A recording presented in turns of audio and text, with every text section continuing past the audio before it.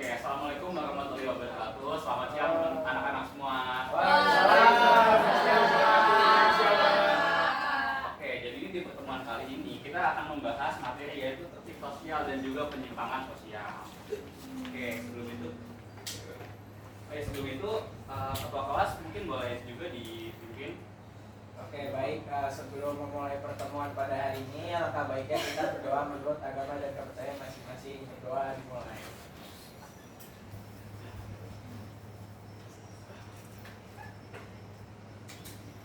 Doa selesai.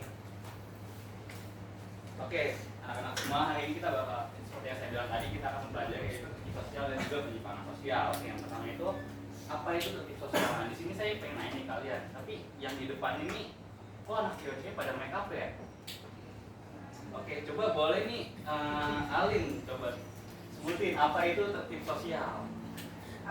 Ini Pak, tertib sosial itu adalah kondisi di mana masyarakat itu hidup rukun dan damai karena semua orang itu mengikuti aturan dan norma yang berlaku di masyarakat mereka. Oke, benar. Jadi tertib sosial itu adalah saat kondisi masyarakat itu sesuai dengan norma yang ada juga di masyarakat. Oke, sebelahnya nih Siva juga tadi ikut make up nih. Coba jelasin apa itu penyimpangan sosial.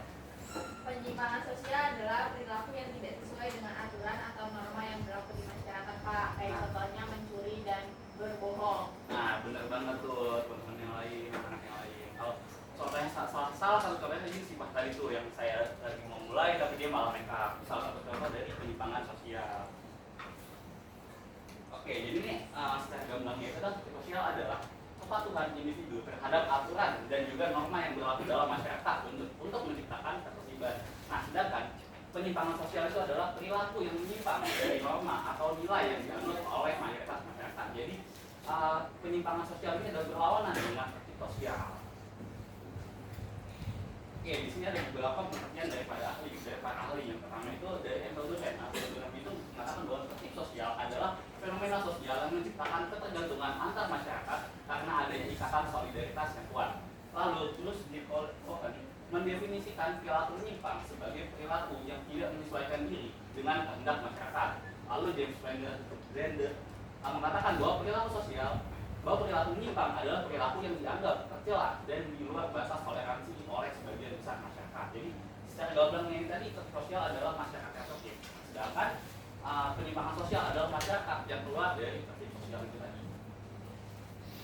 Oke, di sini ada beberapa teori-teori yang untuk menjelaskan fenomena tertib sosial dan juga fenomena penyimpangan sosial.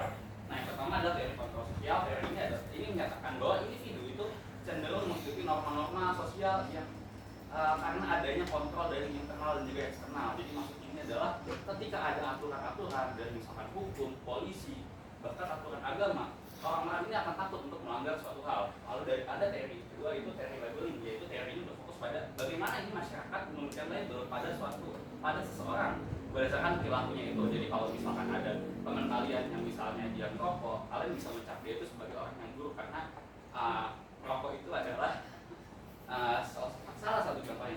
Lalu ada teori anomi, yaitu teori yang mengatakan bahwa ketidakseimbangan antara tujuan sosial dan cara mencapainya dapat menyebabkan penyimpangan sosial. Lalu ada teori differential association, yaitu teori yang menekankan bahwa individu itu belajar perilaku menyimpang dan interaksi dengan orang lain yang terlibat dalam perilaku tersebut. Misalkan nih kita ambil contoh Nopal tuh. Nopal kan lagi ngobrol di sana.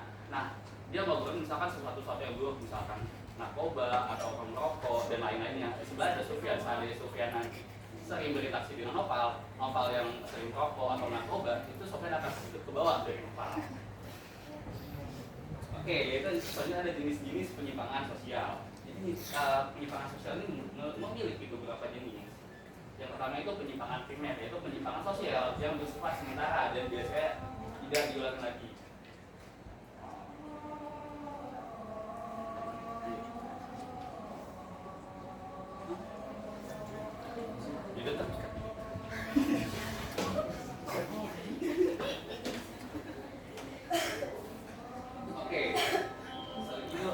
Kalau contoh dari penyimpangan primer itu adalah misalkan kita sedang berbohong atau yang lain, atau misalkan kita bohong orang tua, misalkan kita bilang nih kalau duit kita butuh duit buat studi tour itu 200.000, tapi kita malah bilang 30 sih. Oke,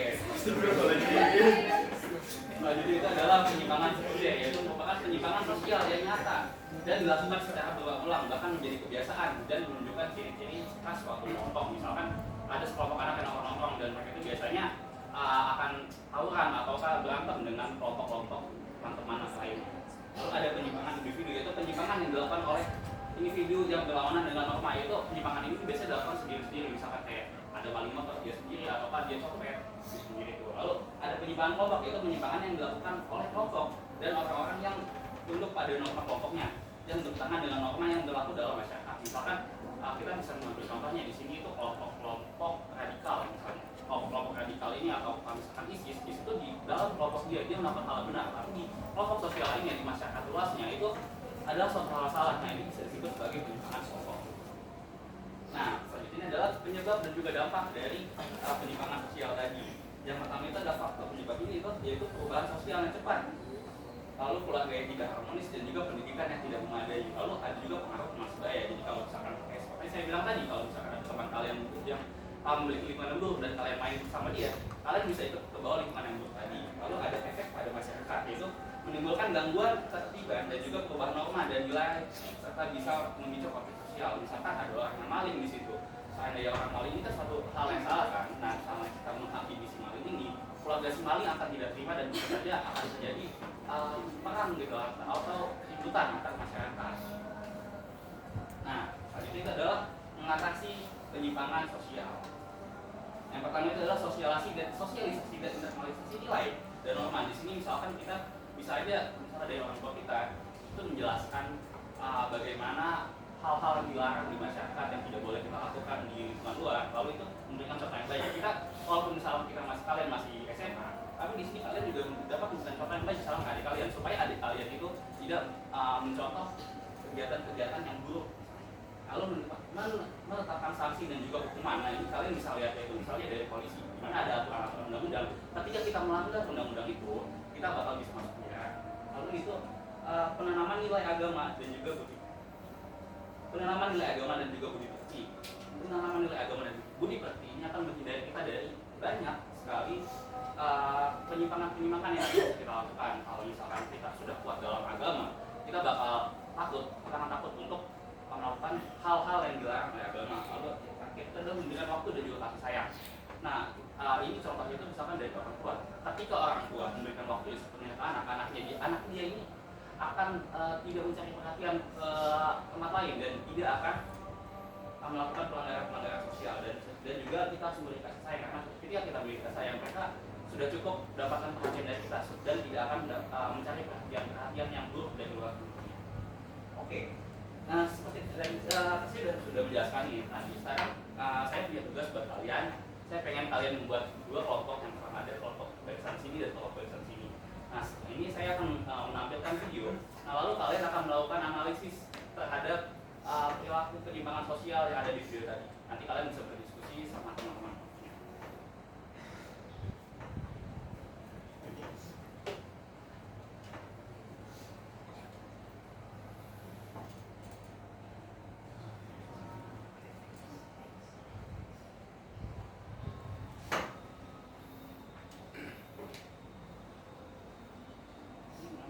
Di playernya masih Pak, masih di mute. Playernya masih di build, Pak. Oke, maaf ya. Ya, nggak apa-apa. Seorang anak di bawah umur di Kota Probolinggo, Jawa Timur ditangkap polisi karena mencuri uang di rumah warga pada Rabu sore. Belakangan diketahui pelaku nekat mencuri karena terpengaruh minuman keras yang diminum sebelum beraksi. Remaja berinisial IR, warga kecamatan Tisno Negaran, Kota Probolinggo, Jawa Timur ini harus berurusan dengan unit Reskrim Polsek Mayangan, Kota Probolinggo karena tertangkap tangan mencuri uang di rumah warga Kelurahan Mayangan. Remaja berusia 15 tahun ini sempat dihajar warga sebelum dikerahkan ke polisi. Remaja yang masih duduk di bangku SMP ini mengaku tidak sadar masuk ke rumah warga karena terpengaruh minuman beralkohol yang ia minum bersama teman-temannya. Di dalam ruang penyidik, tersangka menangis bersimpuh di hadapan ibunya yang datang ke kantor polisi. Tersangka meminta maaf kepada orang tua serta berjanji tidak akan mengulangi perbuatannya lagi. Kasus ini akhirnya diselesaikan secara kekeluargaan karena tersangka masih di bawah umur. Namun tersangka dikenakan wajib lapor seminggu 2 kali selama 3 bulan. Saya kepada orang tua, kita sama-sama jadi orang tua dan punya anak, tolong anaknya diawasi dan dididik pergaulannya amati terjadi seperti ini. Karena Pak Iqbal ternyata sebelum terjadi penjualan tersebut dia agak bagus sedikit. Betul.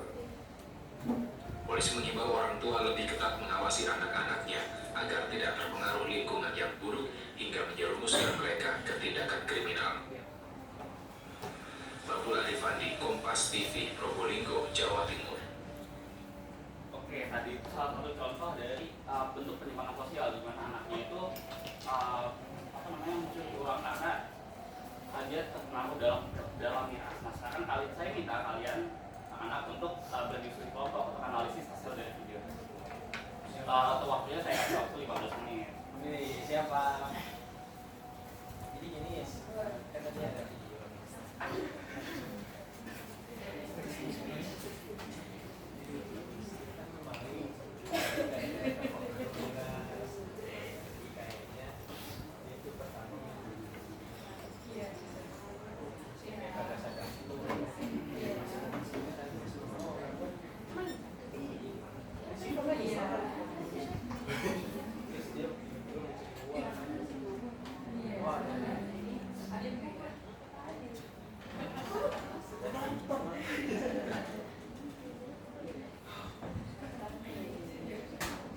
Oke, untuk kelompok aktif, apakah ada kesulitan dari kelompok ini? Gak ada Pak, gak ada Pak.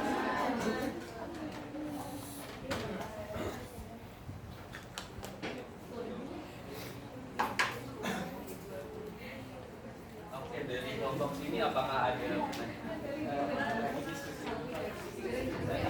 Tadi saya tertangkap Pak, berarti anaknya itu tadi terpengaruh bullying. Iya, itu salah satu bentuk penyimpangan di mana tadi itu sebenarnya kalau dia tuh ikutan dengan temannya, nah, dia nongkrong tadi tuh sama teman-temannya, akhirnya dia tuh ikut ke dalam perilaku buruk. Oke Pak, siap. Masih Pak. Dia masih SMP.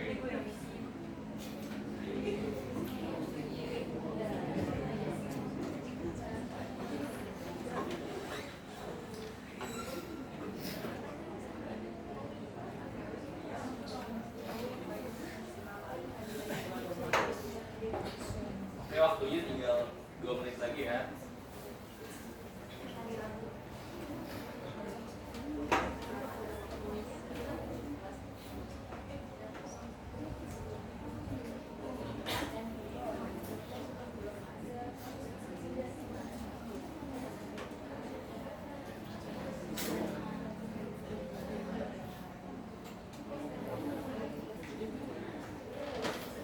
Oke, mungkin waktu diskusi sudah cukup kali ya. Oke, untuk dari kelompok sini, apakah ada perwakilan yang ingin menjelaskan hasil analisisnya dari video saya berikan tadi? Saya Pak. Oke, Aryo boleh menjelaskan hasil diskusi kelompoknya? Oke, dari kasus tadi itu kan ada seorang remaja SMP yang melakukan penyimpangan sosial dengan tindakan mencuri. Nah, tindakan mencuri itu sendiri kan merupakan salah satu pelanggaran terhadap norma dan moral masyarakat, Pak. Terus juga dikatakan juga bahwa dia itu terpengaruh sama alkohol. Akibatnya dia tidak sadarkan diri dan mencuri terkeluarga. Nah, menurut kelompok saya, pengaruh alkohol ini kita anggap sebagai faktor yang mempengaruhi kenapa pelaku melakukan hal seperti itu. Kemudian juga faktor-faktor kenapa dia bisa juga terpengaruh alkohol, yang pertama menurut kelompok kami ada sosialisasi yang tidak sempurna. Itu bisa jadi dari orang tua atau dari sekolah. Kemudian yang kedua ada lingkungan yang buruk. Jadi bisa jadi lingkungan anak tersebut ini entah teman sebayanya Pak atau teman yang lebih tuanya Pak mengajarkan perilaku yang tidak baik kepada dia. Terus juga masalah penyelesaian kasus dari kasus ini juga kan tadi sudah dijelaskan bahwa secara kekeluargaan karena juga pelaku masih di bawah umur, dan menurut kelompok kami juga ini seperti penyelesaian yang cocok karena anak di bawah umur dan juga kita seperti memberikan kesempatan kan tadi juga disebutkan dia harus melakukan wajib lapor kepada polisi supaya dia juga punya rasa waspada dan peringatan terhadap dirinya sendiri agar tidak melakukan hal itu.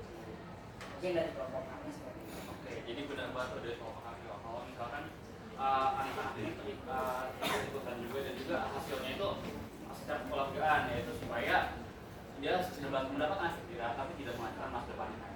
Oke, buat kelompok satunya lagi, apakah ada satu peraturan yang ingin menjelaskan? Oke, Rian, boleh langsung dijelaskan hasil teman kelompok. Jadi kelompok kami berdiskusi mengenai video. Jadi menurut kelompok kami itu pelaku yang terlibat dalam kasus pencurian uang ini telah melanggar norma-norma sosial yang ada, Pak. Dia itu terpengaruh oleh konsumsi alkohol yang dipengaruhi itu dari teman-teman sebayanya, Pak. Nah, pengaruh teman-teman ini juga mengkonsumsi alkohol dapat mendorong perilaku menyimpang yang sedang terjadi di Bapak ini. Terus penyelesaian kasusnya ini secara kekeluargaan menunjukkan sebuah usaha untuk membuat pelaku ini dapat diterima lagi di masyarakat, Pak. Terus menurut kelompok kami juga masyarakat dan keluarga juga harus bekerja sama untuk menciptakan sebuah lingkungan yang mendukung pertumbuhan positif bagi remaja-remaja untuk mencegah pengaruh negatif yang dapat menyebabkan penyimpangan sosial yang sudah terjadi, Pak. Oke, benar banget. Jadi anak ini kan karena dia alkohol, dia tidak secara tidak sadar dia mencuri uang. Karena di sini ada perilaku menyimpang yaitu apa? Yaitu minum alkohol. Dan benar juga tadi kata kelompok Rian bahwa orang tua dan masyarakat itu harus terlibat dalam proses untuk menciptakan tertib sosial ini. Karena kalau misalkan masyarakat yang tidak mendukung ini dan terus memberikan contoh buruk kepada anak-anaknya, kepada generasi selanjutnya, tidak akan ada terciptanya kondisi tertib sosial dan akan terus terjadi yang namanya penyimpangan sosial. Oke, jadi kesimpulannya untuk pertemuan hari ini, kalau tertib sosial dan penyimpangan sosial adalah suatu hal yang bertentangan. Kalau misalkan tertib sosial itu adalah kondisi di mana masyarakat tertib dan mengikuti norma-norma yang ada, sedangkan penyimpangan sosial adalah orang-orang atau suatu kegiatan yang keluar dari si sosial tadi, seperti mencuri, lalu ada minuman keras, lalu ada misalkan tidak mendengarkan gurunya saat sedang menjelaskan, itu termasuk salah satu tindakan